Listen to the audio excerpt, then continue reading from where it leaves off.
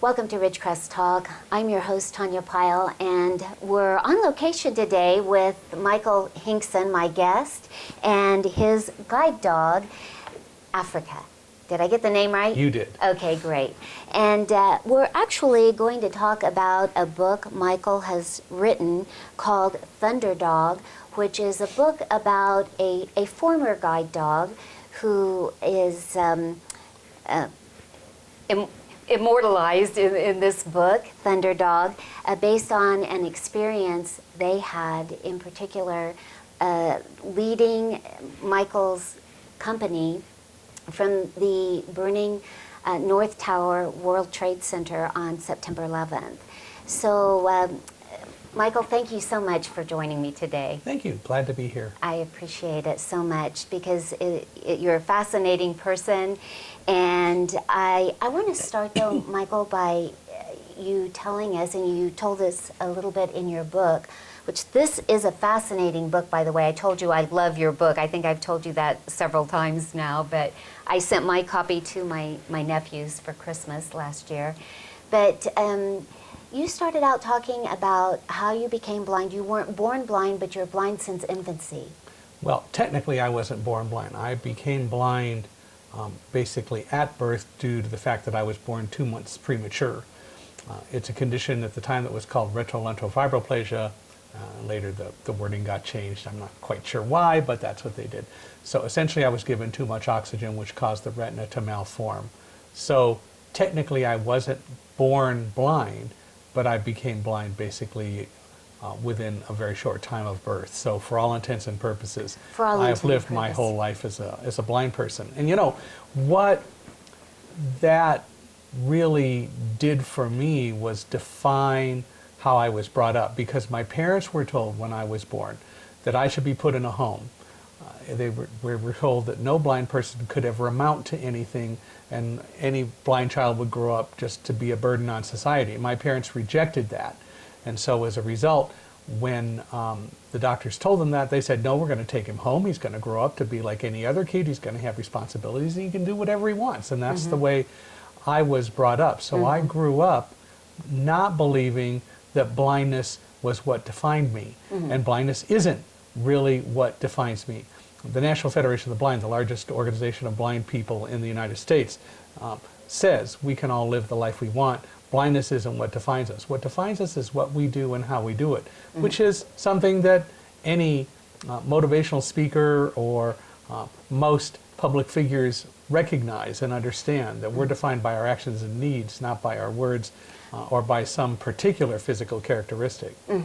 I want to get back to a moment here about the nature of your blindness. This was a treatment that they did, and there are some other famous people. Is it Ray Charles, or there's some other famous people? There are other people who had become blind because of RLF. There were a lot of children born because it was the time of the baby boomer, and so the number of blind infants was substantially large and actually brought the average age of blind people down. And again... But they no longer use that treatment. Well, they do when they have to. If a child is born early and doesn't weigh enough, they can be put in an incubator, and the parents are told this is a possible outcome, although we know more about it and there are ways to address it. But the bottom line is, it isn't really so much the cause of blindness. For me, the issue was what my parents decided to do with it, and as a result, what I grew up understanding. Yes, and so that's elaborated in the book of you riding your bike through the streets of Palmdale, where you grew up. And one thing that impressed me about you the first time I spoke to you, because most people I talk to when I mention Ridgecrest, which this is Ridgecrest Talk, their first response is, "Where's Ridgecrest?" It was actually my first response when I heard about Ridgecrest. But you were like, "Oh no, I know all about Ridgecrest." I grew up in Palmdale, California. I've been out to China Lake, Ridgecrest, and so on, so it's not strange to me at all. Okay. Well, now, you're a physicist, and it's kind of interesting how I actually know your cousin. He's someone I worked for decades ago, and when I first told him I was going to be interviewing you, this was the first time I spoke to you, and he actually got me your phone number, and that's a funny story actually, but I won't go into that now, but I remember him leaning over to me and going, and when I told him, I said, "Oh, Joe, this guy's a physicist," and blah, blah, blah, and Joe leans over and he goes, "Tonia, what's a physicist?" It's so funny, but he was probably teasing me, but anyway, it's impressive. Where did you go to school to become a physicist? Well, I obtained a master's degree in physics from the University of California at Irvine. Okay. And then my intent was to go into teaching or doing studies on the history and philosophy of physics, but God always has other paths, and I was offered an opportunity by the National Federation of the Blind to go to work testing and being involved in a project to help develop the first machine that would take printed material and read it out loud. It was a device invented by Ray Kurzweil, the famous futurist and inventor. Yes. And so I accepted that job, and literally what that had me doing was traveling from October of 1976 through the middle of 1978 around the country, placing machines in various places in libraries and so on for people to be able to use them, blind people who we were able to observe and interact with, who helped Ray and the Federation create the recommendations that went into the final first production model of the machine. So we were able to help Ray through foundation funding fund the machines that he built for us, and also fund the project for the National Federation to do the testing. Then we were able to get the funding to do the project and allowed me to travel and do the work that I needed to do to make sure that we got good input and that we got good recommendations for those people who were going to be creating the machine. So in 1979, the first Kurzweil reading machine for the blind was produced. I went to work for Kurzweil and did that for several years, and then eventually the company was purchased by Xerox, and a lot of us were let go, and we went off and went to other pursuits. Mm-hmm. Well, we're getting ready to take a short break, but when we come back, I want to talk to you about the company you had at the World Trade Center. It was very interesting to me how you knew your way around those buildings so well. And so that was actually part of the reason why you were so good at leading people out. But we're going to take a quick break and we'll come back and talk about your company you did at that time. So we'll be right back.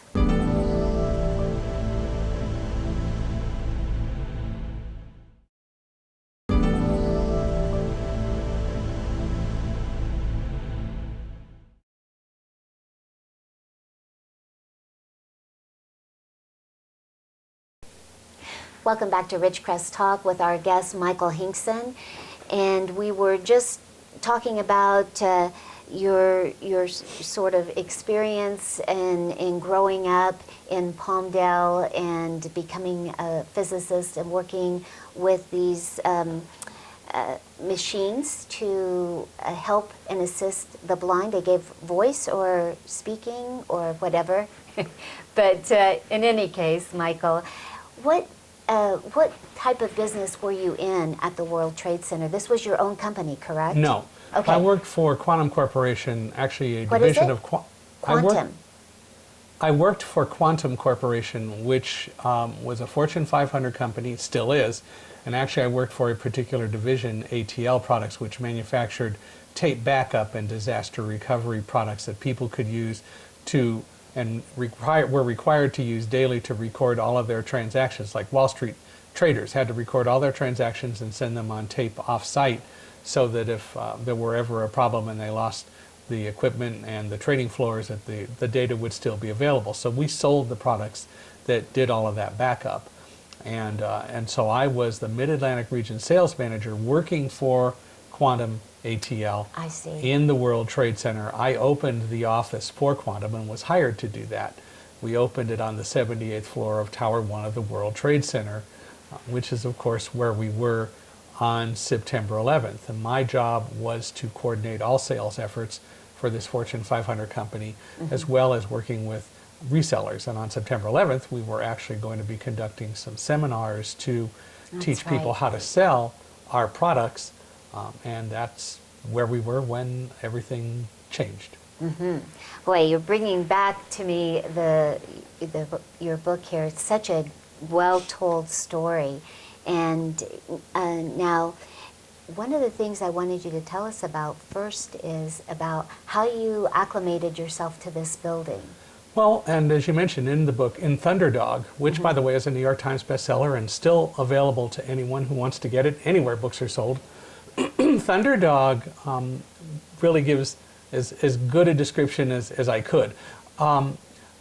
What you need to recognize is that the concept of becoming acclimated, it's something that most people don't do and should do. Yes. You all depend on going into a building, reading signs, and having those signs and all that written material available any time of the day or night to tell you where to go and tell you where you are and so on in a building. I don't get that luxury.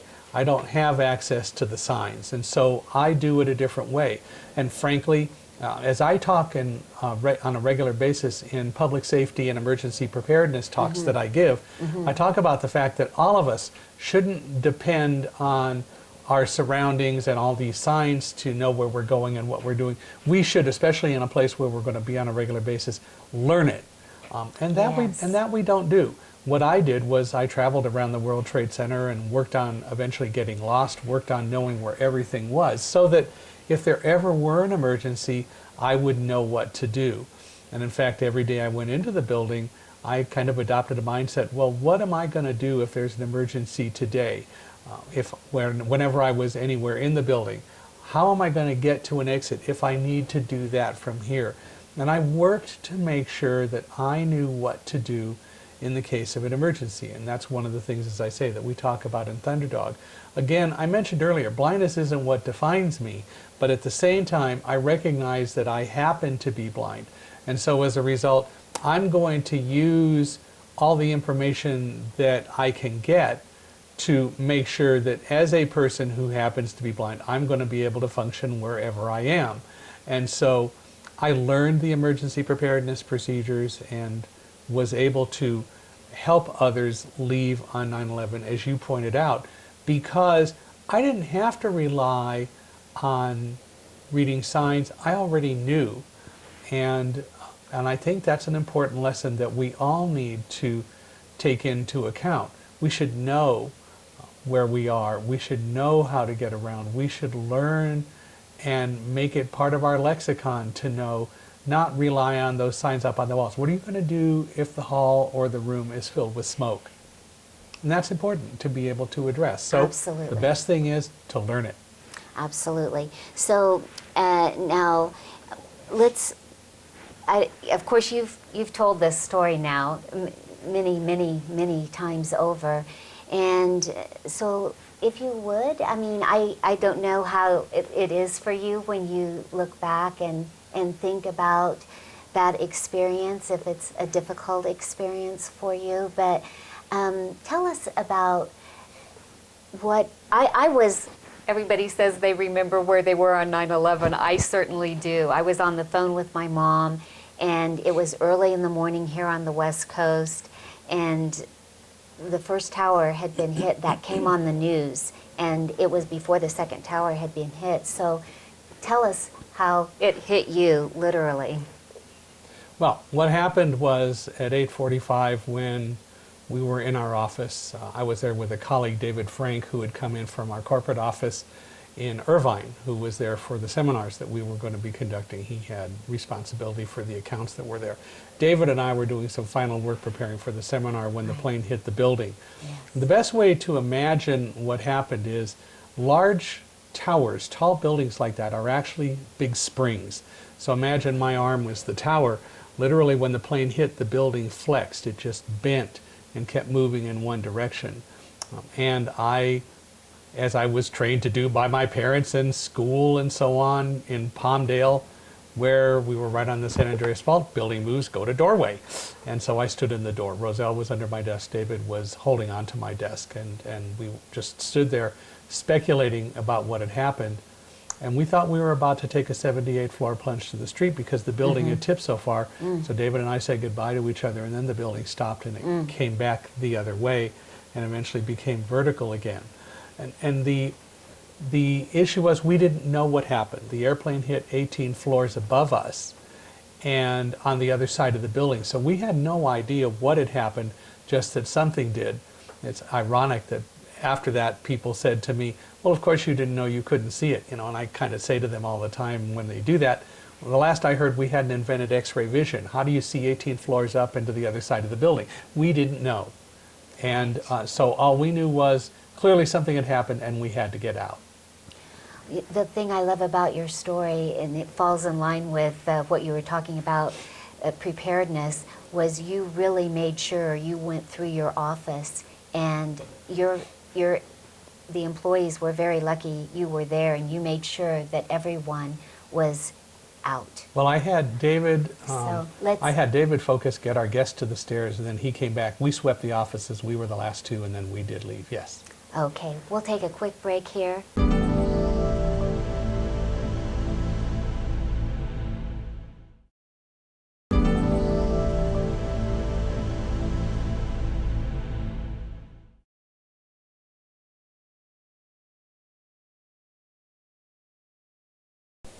Welcome back to Ridgecrest Talk with Michael Hingson, who's telling us about his recollection of leading his company out of the burning North Tower on 9/11 from the 78th floor. And so now you made that clean sweep, and you say in your book that you were very calm, that you had a peace about you. Tell me about that. Well, the fact is that what I did every day was think about the concept of an emergency. And so I think I had created a mindset that if something really happened, I already knew what to do. And so I was able to remain focused. As we went down the stairs, we had a few times that people panicked going down the stairs. And we talk about that and describe it in Thunderdog.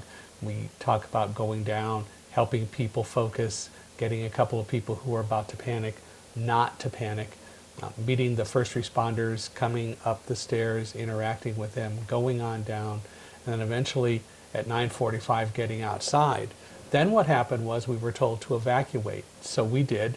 We were told to leave the area. Were you in a holding area for a while No. there? Because you said you were told to evacuate. I mean, we were told as soon as we got outside, there were people who told us to evacuate the area. Okay. And so what we did was we left and went over to Broadway and started walking north. What we were not told was what was going on. I love information, and I wish people had told us, but I appreciate why there were concerns about panic, and so they didn't tell people. So we ended up being about 100 yards away from Tower 2 of the World Trade Center, knowing that there was fire in the building, but again, not knowing why. We were there when the building collapsed. So it's over 400 yards tall, and we had to run away from this building. We did that. We ran, David ran. I actually didn't know where he had gone, but I just turned with Roselle and went back the way I came, and actually we ended up catching up to David. And we then continued to run. We got caught in the dust cloud and eventually went into a subway station where we stayed and were eventually found by a police officer. There were a number of us, and he said, "You got to leave the area now." We went upstairs and discovered that in fact Tower 2 had collapsed, and we walked away from the area, and later Tower 1 collapsed. We were far enough away that we didn't think we would be hit by debris, but we did have a dust cloud that that came at us, and we avoided it.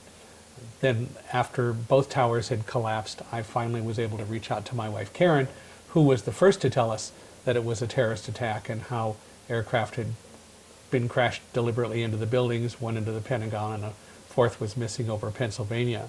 We spent the rest of the day moving up toward Midtown Manhattan and eventually learned that the trains were running, and so I was able to get home that night. The next day I contacted Guide Dogs for the Blind, where I've received all of my guide dogs. Guide Dogs for the Blind is the largest guide dog school in the country, located in San Rafael, California. Africa is my 7th guide from there since 1964. It has, I think, the most advanced training techniques of any guide dog school in the country. So we go back there and we'll continue to do so.